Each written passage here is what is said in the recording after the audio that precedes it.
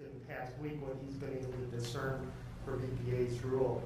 Avi is with Van Ness Feldman. He's an attorney and his practices before the EPA, FERC, also appears before Department of Energy, Congress, Office of Management and Budget. He, in law school, he went to NYU and served as the editor of the NYU Law Environmental Law Journal, and he also holds an MBA from Harvard's Kennedy School of Government. And with that, I'd like to welcome Avi and have us tell us what he's been able to discern about EPA's rule in the past week. Thank you.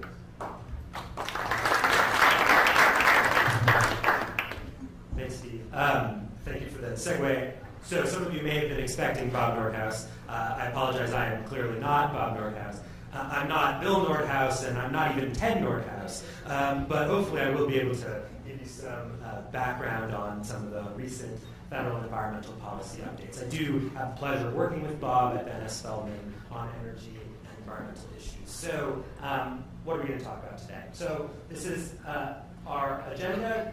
I'm really going to focus actually on the Clean Power Plan and some other rulemakings that came out from EPA last week. There's lots of federal environmental policy that we can talk about, and I'm happy to talk about a few of the things in the middle, the mercury and air toxic standards, some forthcoming regulation of methane from the oil and gas sector, regional haze, proposed ozone standards. Those are all things that when you get your books, there is a presentation on some of those things in the books. But since just last Monday, EPA released what is probably the most talked about rule, at least in the environmental world in Washington, I thought I'd take the opportunity to really go through some of that. I know we're going to get some more detail later in the conference. There's a whole bunch of other things that I'm not going to talk about, but lots of action on the environmental side. So EPA has issued a set of regulations aimed at regulating CO2 emissions from the power sector. Last Monday, they issued three regulations, or three proposed regulations or proposals. And those are, the first is what they call the Carbon Pollution Standards Rule, which is a regulation under 111B of the Clean Air Act, which is to regulate new and modified and reconstructed power plants for their carbon emissions. The second is what you have heard about and is being called the Clean Power Plan, which is a regulation under Section 111D, as in dog, of the Clean Air Act, and that's aimed at existing power plants. And then associated with that Clean Power Plan, EPA issued a proposal for a federal plan, which we'll talk about as we go forward. I just want to note that all in all, these three rules were about 3,000 pages of preamble and regulatory text. So there's a lot of material that we could talk about. I'm obviously not going to get through all of that in the short time I have with you today. But either at the end or throughout the conference, I'm happy to talk to you about questions that you have about this or any of the other issues that I've listed. So let's start with the Carbon Pollution Standards Rule. That's the rule under 111B that's aimed at regulating new, modified, and reconstructed power plants. This is a pretty similar regulation to what you might expect under the New Source Performance Standard Program, which is the 111B program. EPA sets a nationally applicable emission rate for various categories of sources that those sources have to meet. And the two categories that EPA address as separate categories are what they call fossil steam units, which are effectively coal, oil, or gas-fired steam generating units, mostly coal units. And then a separate category of sources for natural gas stationary combustion turbines. And so EPA set nationally applicable emission rate limits for these two categories of sources that are going to apply for new, modified, and reconstructed units. It does that by determining what a statutory term, which is the best system of emission reduction, taking into account costs and other factors the agency has determined has been adequately demonstrated. So by figuring out what that best system of emission reduction that's adequately demonstrated for these types of plants is, EPA can set an emission rate limit on those plants. It's then up to the units to figure out how to comply. The units don't have to use the same technology or system that EPA used to establish the rate, but can, or they can use something else. So EPA did this with regard to the water, with regard to these types of plants. And this slide shows you the emission rate limits and best system of emission reduction determinations for all the various permutations of plants under this rule. I'm not going to go through all of this and take a while, but I think politically the most important one of these is probably this one at the top, and that is for new coal-fired, generally, fossil steam units. And what EPA did is it set a limit of 1,400 pounds per megawatt hour from these units. Just to give you some context, a brand new ultra-supercritical unit or supercritical unit is going to have emissions in the range of 1,900, 1,800 to 2,200 pounds per megawatt hour. So we're talking about a pretty significant reduction from that number. Now, this is a change from the proposed rule that EPA had issued last year. In that proposed rule, EPA would have set a limit at 1,100 pounds per megawatt hour, so even more stringent. So EPA has made this a bit less stringent than it was under the proposed rule, but still pretty stringent. And the BSER, the system of emission reduction that EPA used to set this number, is a supercritical facility that implements carbon capture and storage for part of the emissions at the unit. And it turns into about 16 to 23% of the emissions would have to be captured. That will depend on the type of coal that's burned. Politically, this is sort of the one that's gotten the most attention. Substantively, it's not clear exactly how much it matters in terms of new plants, because there's not a whole lot of demand for building new coal-fired power plants, but certainly there is some legal and political significance here. Different standards for reconstructed and modified units. In terms of new units for stationary combustion turbines, EPA effectively finalized what was very similar to what it had proposed, which is a limit of 1,000 pounds per megawatt hour, which is what you would get from efficient natural gas combined cycle facilities, which are generally what are being built in terms of new units. That's the same standard for reconstructed units, and EPA did not finalize a modified unit standard for those sources at the moment.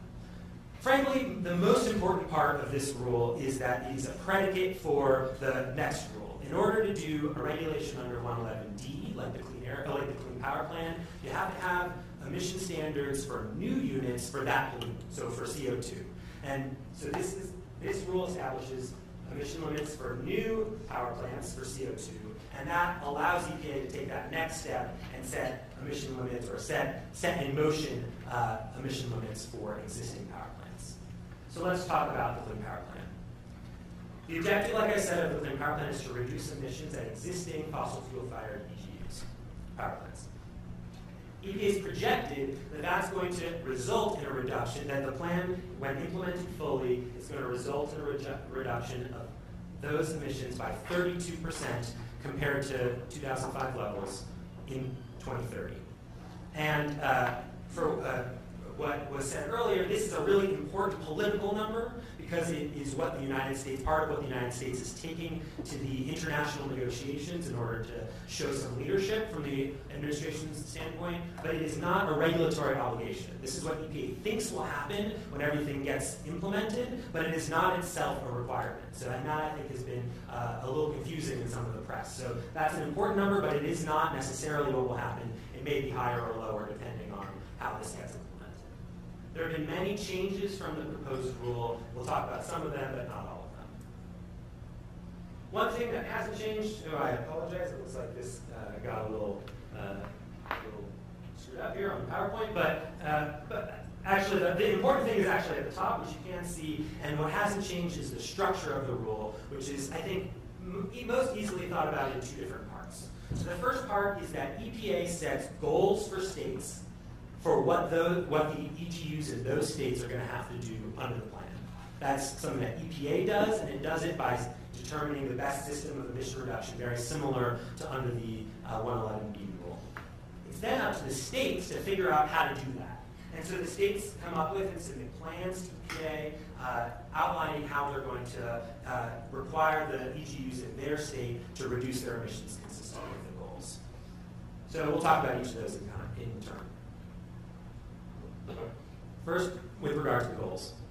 So EPA developed a goal for each state, and it developed a final goal, you can see here on the bottom, for 2030, what's sort of fallen off the screen, and you'll see hopefully when you get this email to you, is EPA has also set an interim goal, which units have to meet between 2022 and 2029 on average. So it's a number that they have to meet on average. That's a change from the proposed rule, which would have started in 2020.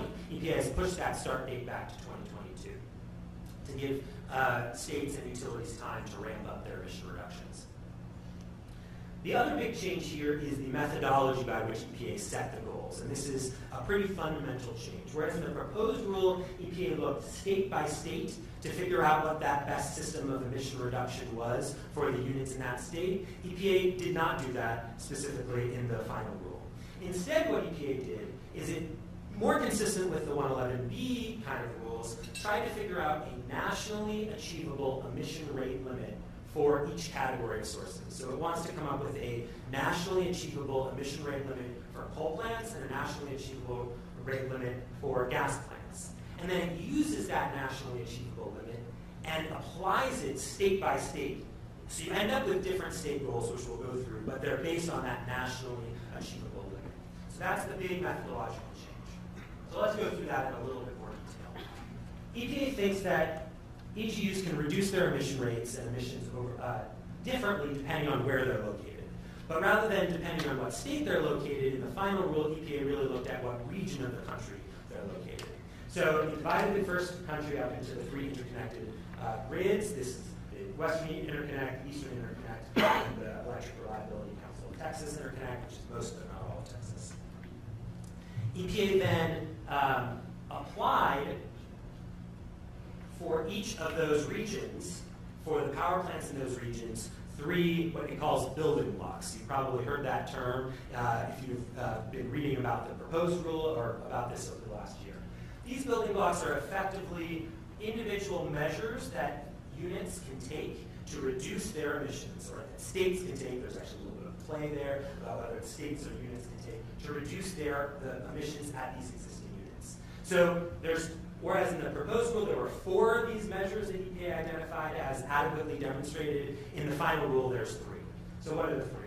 The first thing is that EPA thinks that coal units can reduce their heat rate. This is a gentleman cleaning out a boiler, and that would be an operational type of thing that might reduce their heat rate. The heat rate is the efficiency by which the coal unit burns coal and generates electricity, and so if you improve the heat rate, you get more electricity for less, or the same amount of electricity for less emissions.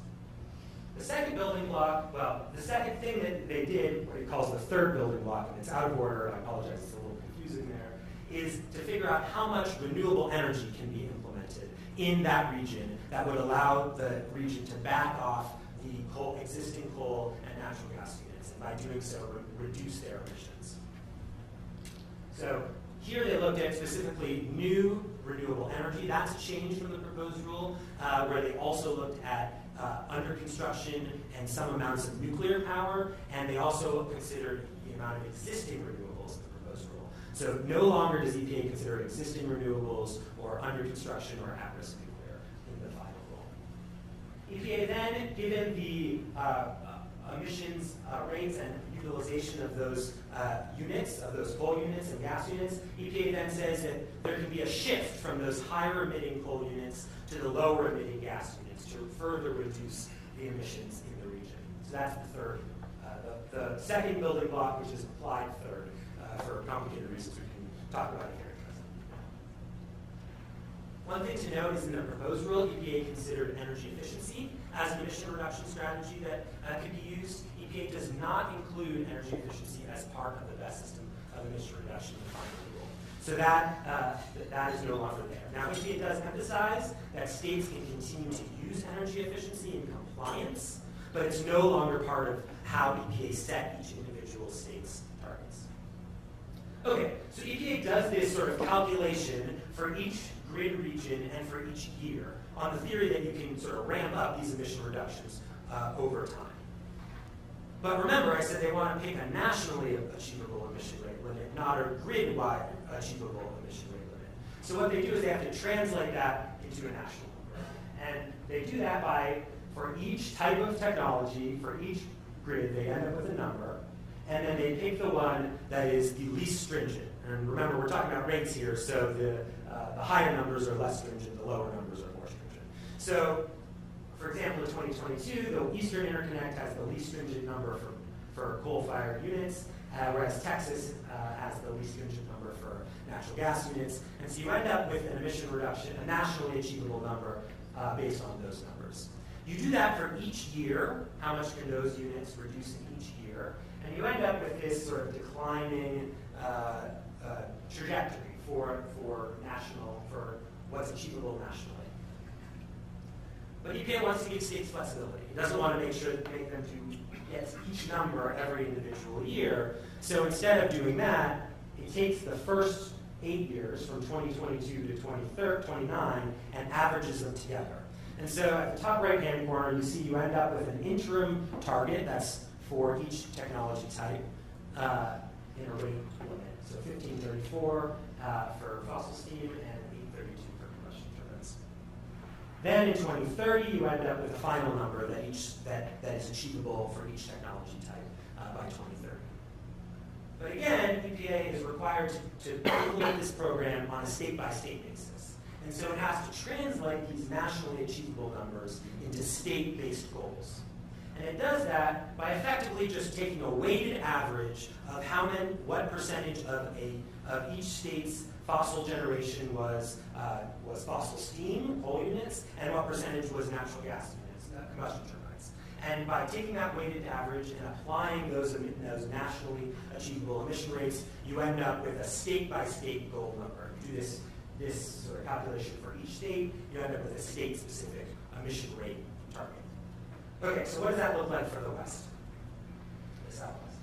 And I've included California in here. I know that's quite controversial, but it's important for some of the way the grid operates, obviously, and the way the rule operates. So these are the rate limits, with California's being the most stringent. This is the limit in 2030 that I've showed you. California's being the most stringent. Utah's being the least stringent. These are significant, in some cases, significant changes from the proposed rule. And in general, it's actually seen all of the states' rates have sort of gotten closer together. Whereas in the proposed rule, they were very far apart for states throughout the country. In the final rule, they've gotten closer together. Now, you might ask, California has the most stringent rate and Utah has the least stringent rate. You might ask whether that's really a good estimation of how hard it's going to be for these various states to do things. And one measure of that you can look at is what the expected emission rate would be in 2030 even without the rule, and what it's expected to be with the rule. So this chart shows you the difference between what you would expect to see without the rule, what EPA expects to see without the rule, and what it expects to see with the rule. So for instance, Arizona, Colorado, Texas, Utah still have significantly more to do than they would have been expected to do without the rule, between 25 or so and 32%. Whereas Nevada and New Mexico are about what they would be expected to do even without the rule, and California actually has an obligation that's quite a bit less, so they can do less than they would have sort of been expected to do without the rule, and still meet their obligations. EPA has also translated, in order to further facilitate flexibility, it's translated these rate limits for individual units into mass-based units, so that rather than trying to limit the amount of emissions per unit of electricity, the state could instead choose to have their units just limit the total amount of emissions emitted over CO2 emitted over a period of time, so by 2030, for instance. It's done that by a very complicated calculation, which I won't get into, even more complicated than the complicated stuff I just talked about. But the end result is, again, demonstrated on the right, which is this is the change between the mass emissions that the existing units had in 2012 and the mass emissions that they'd be expected to have in 2030. So again, you see some states have a lot to do, have a lot of emission reductions if they pick a mass-based target to get, like Colorado and New Mexico. Some states, like California, actually could have their existing units emit more and still be in compliance with the target. Okay, so again, I apologize for the fact that this got a little wonky, but that takes us through the goals part of the calculation of the Clean Power Plan and really gets into compliance. So remember, states are the entities that really in the first instance, determine what the individual EGUs are going to have to do in their state. They do that by submitting a compliance plan to EPA, which outlines all the various strategies that they're going to take. And that compliance plan is subject to EPA approval. EPA has identified a lot of criteria by which it's going to approve or disapprove a plan. Some states may choose not to submit a plan or may not be able to submit a plan that meets the criteria in time. In those cases, EPA will implement its own federal plan for the units in the states that haven't submitted a satisfactory plan. So it's not as if those units sort of don't have to do anything. They'll have to do whatever's in the federal plan, which is something that EPA proposed along with these rules. It's taking comment on what that federal plan should look like. EPA has really emphasized the amount of flexibility it's giving to states in the types of plans that they are able to submit. So the first type of flexibility is timing flexibility. States can, remember, they have an interim target that they have to meet between 2022 and 2029, but they can sort of figure out what the emissions reduction trajectory over that time period is. They don't have to follow the trajectory EPA used to set the number. So they have some flexibility. In exchange for the proposed rule, they do have to show some reasonable progress over that period. The period is divided into three different steps. You sort of have to show that you're declining emission rates over those steps. But they can pick what those rate numbers are. EPA has also proposed and included something called the Clean Energy Incentive Program. I won't really talk about that too much, but I think the high level is that it's an effort to encourage states to submit their plans early and to capitalize on emission reductions that can happen from new renewables and new efficiency in 2020 and 2021. Remember I said EPA pushed that compliance date from the proposal out to 2022, and it's trying to capture some of the emission reductions that could happen in that 2020 and 2021 period. But it's doing it on a voluntary basis for states by giving some incentives. Another flexibility is that EPA has given states options on the types of measures that the states can use to reduce emissions at coal plants, what they can count. So, whereas EPA considered just incremental renewable generation, and that's really utility scale renewable generation, efficiency improvements at coal plants, and changes in dispatch between coal and gas plants in setting the target, states can do a whole bunch of other stuff if they want to in order to actually reach those emission limits. That includes energy efficiency, it includes new and upgrades from nuclear, it includes distributed generation, so they can come up with other things that can help reduce costs to reach their targets. And finally, EPA has outlined the types of plans and given states flexibility in the types of plans that they can implement to actually get EGUs to reduce their emissions, either rates or mass. So we'll talk about that in a little more detail, but the two main types are emission standards plans, which are what you would sort of picture as a typical emission rate obligation. It's an emission rate obligation or emission mass obligation specifically on power plants, and it's really the power plants that are on the hook to meet that obligation. However, states can also choose to do what EPA calls a state measures plan, which is instead of putting all the obligations on those power plants, the state can take into account all the other energy and environmental policies that it's doing that reduce emissions. So that might be renewable portfolio standards, it might be a carbon tax, it might be funding energy efficiency programs. So all these things that states are already doing or that can do, if they reduce emissions at EGUs, they can be included in the state plan. In a change from the proposed rule, though, those don't have to become federally enforceable. So your state RPS program does not become a federally enforceable obligation. But in exchange for that, what EPA has said is if you don't get the emission reductions you think you're going to get from those measures, you have to have a backstop. You have to have what is effectively an obligation on EGUs in the case that your RPS programs and carbon taxes don't get as much emission reductions as you were looking for. So you do have to have that backstop component. So within that universe, EPA has identified sort of 6 plan types. And I'm not going to go into this in too much detail, but I do think this is where the rubber hits the road for states in figuring out what they're going to require their power plants to do. So states can either pick a rate-based goal or a mass-based goal, and the types of plans that they can have depend on which goal they pick. The rate-based plans are all basically the same, which is that the state would impose an obligation on the power plants for what rate the power plants can emit at over time. The question is, what is the rate that the state imposes on the various plants? So these three options are three different types of rates. So the first is that the state would just use the rates that EPA set as the nationally achievable emission rates that it used to set the goals in the first place. This is sort of EPA's first choice for what states will do, and it will facilitate states to be able to link with each other and trade and reduce the cost of their compliance plans.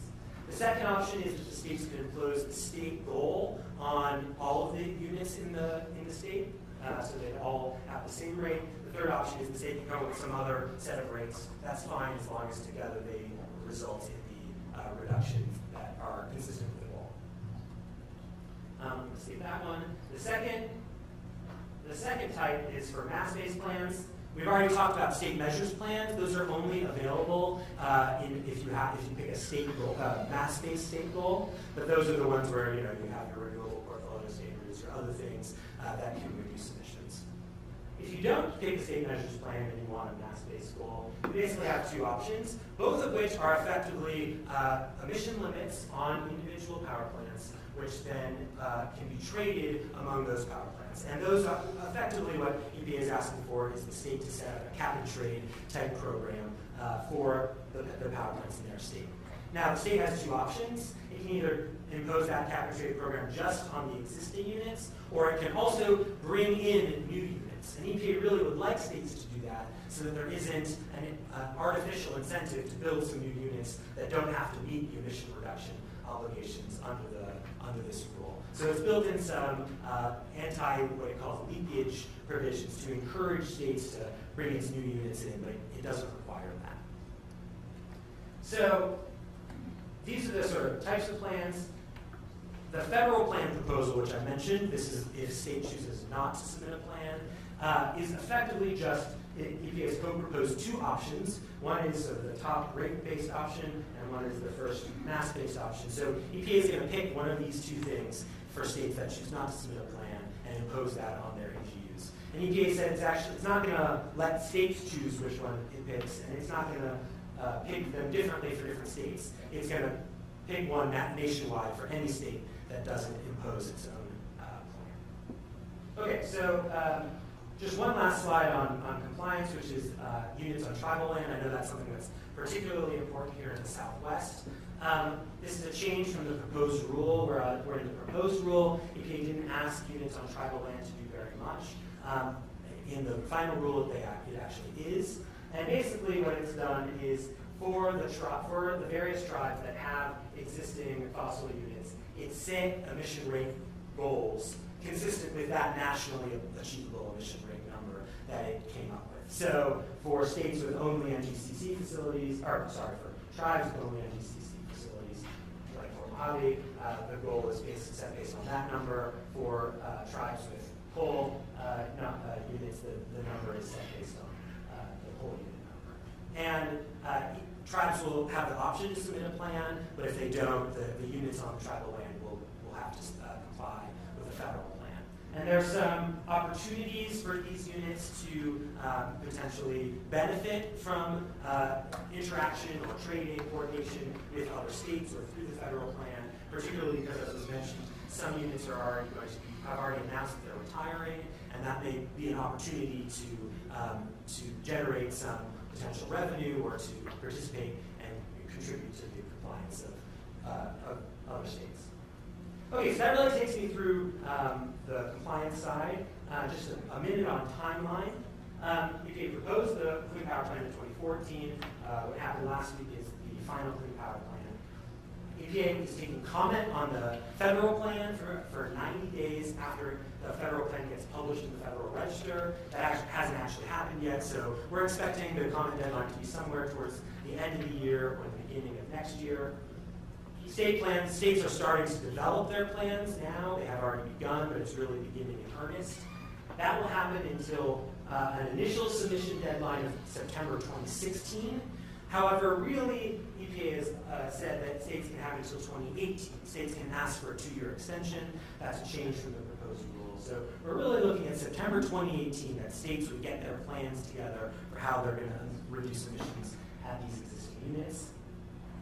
If they want to have that early clean energy incentive program, that would start in 2020 and 2021. And then really in 2022 is when units are going to have to meet enforceable emission reductions. Of course, the states and the units are going to probably have to be doing things before 2022 to sort of ramp up and get prepared for that date. Finally, there's quite a bit of uncertainty still in this rule. People can ask EPA to reconsider the final rule. That is a relatively short window of 60 days. It's unlikely that EPA will grant significant reconsideration. There's a relatively tough legal standard there, which we can talk about. Litigation is certain. In fact, it's already started. There was litigation on the proposed rule that had been issued last year that had been dismissed by the DC Circuit, but litigation is going to start up again in earnest now. I think the most immediate question is whether the court will require EPA to stay the rules, to not implement the rule while this issue goes through the courts. And that's going to be the first big fight in the courts. So watch for that. Of course, congressional action is always an option, though, as we heard, can be a bit uncertain depending on how much Congress can get its act together. In particular, the president sees this as a legacy issue, and so they have to get enough members of Congress to overcome an almost certain veto. That being said, there's going to be a new president in 2016, and recall that states aren't going to have to even submit plans necessarily until 2018. So you're going to have a new president before state plan submissions are necessarily in. And compliance doesn't start until 2022, so you might even have another new president, depending on what happens in the 2020 election. And so there's still a bit of time to sort of have things change, and we'll see what happens there. So I have a bunch of additional things for specific questions, but I'll leave it at that. I know I went through that very quickly, and it's quite complicated. So if you have questions, I'm happy to answer them. So Avi, the EPA set mass-based standards for carbon emissions. That's a good question. They basically did the same thing that they did for the states, which is they took a rate-based limit, which they have for the tribes, and they converted that into a mass-based limit. So they did provide an optional mass-based limit for tribal lands, for units of tribal lands. And then, again, it'll be up to the tribes to decide whether to submit a plan that would either pick the rate or the mass-based limit, or if they don't submit a plan, the default is that EPA's federal plan would apply. And again, we don't know whether the mass or the rate-based limit in the federal plan, which federal plan EPA is going to end up picking. So that's an opportunity for comment. Yes? I have a question about the state measures approach that states can take and the necessary backstop that they Yes. need to have. And I'm just wondering about, first of all, I know that under the federal plan, they can use that as a state can use the federal rule as the backstop. And I'm wondering how far down the implementation path a state would need to go. Do they need to start issuing credits even though they aren't actually using it under the assumption that they might someday be out of compliance? And then my second question with regards to the state measures plan is, I guess, when does the enforceability kind of kick in? EPA determines that the state measures aren't doing what they decided. Is the EGU liable like that day from a federal enforcement standpoint? Both good questions. So on the first question, so repeat the question. Okay. So these are both questions about the state measures approach and how the backstop works. So actually, I'm going to take your second question first, which is basically a state has a 10% sort of fudge factor over time to see if its state measures are working. So remember I said EPA has required sort of states to demonstrate progress in the interim period in 3 steps. So what would happen is in each of those 3 steps, which are like 2 to 3 years long, the state would implement its state measures plan. And then if they're off by over 10% from the mass-based limit in that step period, then the backstop would have to kick in. So they have sort of a 10% leeway there. And I don't want to say anything too definitive because I haven't looked super specifically at this, but my understanding in terms of whether EGUs are sort of on the hook right away is that they're not. That sort of once the backstop kicks in, then EGUs are sort of on the hook for what comes next, which is the backstop, which is the rate limit for them. And that the backstop is going to have to be designed in a way to allow that compliance to happen. And because of that, states don't have to issue credits before that backstop kicks in. It does have to include how it would do the backstop in its state plan submission, but it doesn't have to sort of be in effect until that 10% number gets triggered. And I just wanted to highlight one thing that you said, which I think is important. The federal plan is important for two reasons. One is because, there are a handful of states that have already said that they're not planning on submitting plans, which will mean that the units in those states will be subject to a federal plan. It remains to be seen how big that universe of states is. But it's also important because it really can serve as a model rule for what states can do. States will know that what's in the federal plan is presumptively approvable by EPA. And in fact, EPA calls the thing that it issued last Monday the proposed federal plan and proposed model rule. And there's a little bit more flexibility in the model rule than there is in the federal plan, but it's a really important sort of touch point for states to know what's an option. And I will say that even for a state that chooses not to submit its plan and ends up with a federal plan, EPA has been very clear that that state, if it later wants to replace the federal plan with its own plan, it can do that. So it's not as if the choice is now or never. And there's a number of reasons to do that. Part of that is actually to combat some of the legal challenges with regard to the stay, which we can talk about if you're interested. But so states can choose not to act now, and then once the litigation is resolved, and assuming that the rule is actually upheld by the Supreme Court, this is almost certainly going to go to the Supreme Court, then the state could sort of say, okay, we'll implement our own plan instead of your federal plan. There was another question in the back. I think you had your hand first. Go ahead. On the left. Oh, okay. On my left. So in one of your slides, you talked about the state measures plan, the best-case scenario. Yep. And you had mentioned that although one of the things the state might take would be to RPS standard or efficiency, but then you said it would be federally enforceable. Can you expand on that? Yeah. So in the proposed, the question was whether what is federally enforceable with regard to a state plan, state measures plan. So under the proposed rule, EPA asked for comment about whether if a state included its renewable portfolio standard, just as an example, in its plan, whether the obligations on, say, the distribution utilities, which are where the RPS program would sort of land, would become federally enforceable. If the distribution utility didn't buy enough renewable energy credits, whether they could be sued by EPA, or the Clean Air Act has a citizen suit provision, so even if EPA didn't act, maybe an environmental organization could act. And there was a lot of concern that these state measures like RPS programs would become federally enforceable, and that was going to be a deterrent to states picking that option, even if that's really what they would ideally like to do. And so responding to those criticisms, what EPA said was, okay, we're not going to make your state plan federally enforceable. So you can continue to include, you can write into your plan that you're going to have an RPS program, and you're going to have to project that RPS program is going to get you to the emission rate limits or mass, or in this case actually mass limits that you have to have. But we're not going to be able to come in and enforce that RPS program on the entities in your state. You have to make sure that it's enforceable. So that's sort of a little wrinkle. It has to be enforceable by the state so that if the distribution utility doesn't comply, it might be subject to state sanction or state enforcement, but that doesn't mean it's subject to federal enforcement.